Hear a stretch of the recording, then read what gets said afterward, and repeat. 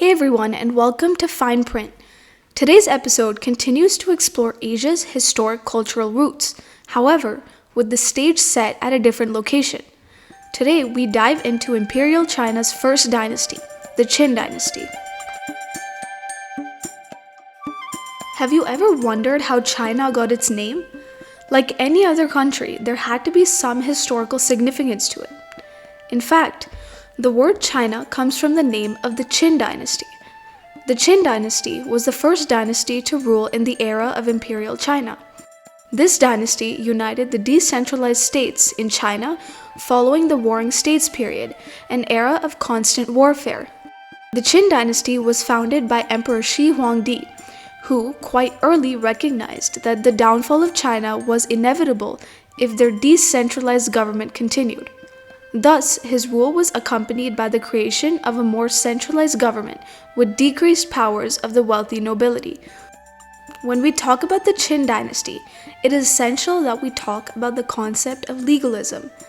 New ideologies emerged during the era of the Warring States, the three most common being Confucianism, legalism, and Taoism. While Confucianism was founded before the Qin dynasty, legalism was heavily enforced during the reign of Emperor Shi Huangdi.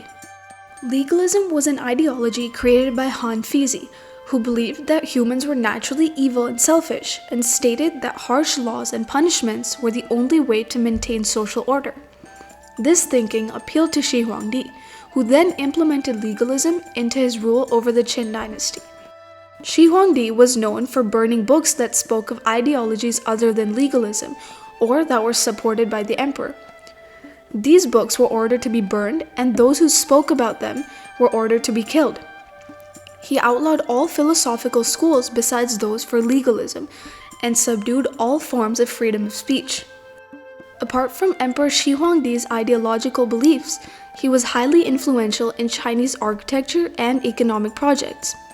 His initial reign was centered on the goal of building roads and canals, which made trade easier and increased employment for the lower classes. Although Shi Huangdi is famous for his creation of the early version of the Great Wall of China, his more unknown creation was his order to construct a tomb with 8,000 terracotta soldiers guarding it when he died. When it comes to Emperor Shi Huangdi's terracotta army, the list goes on and on about the complexities of the perplexing Chinese historical monument.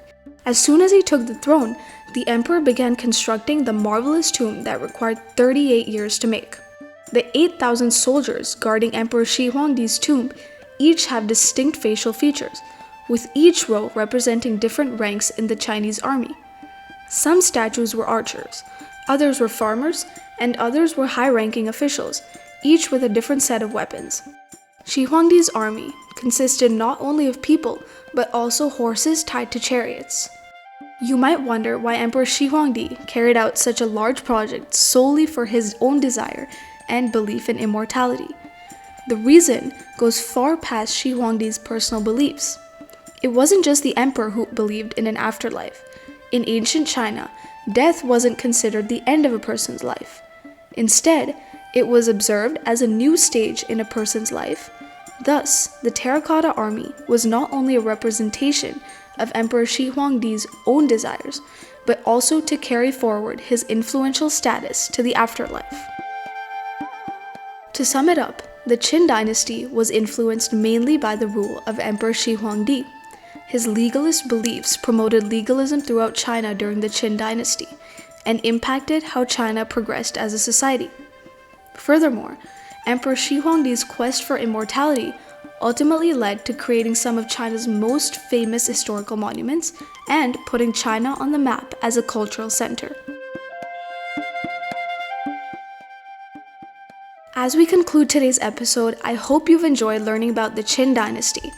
If you've enjoyed today's episode, remember to keep following Fine Print for more deep dives into stories of the past. Until then, keep reading between the lines.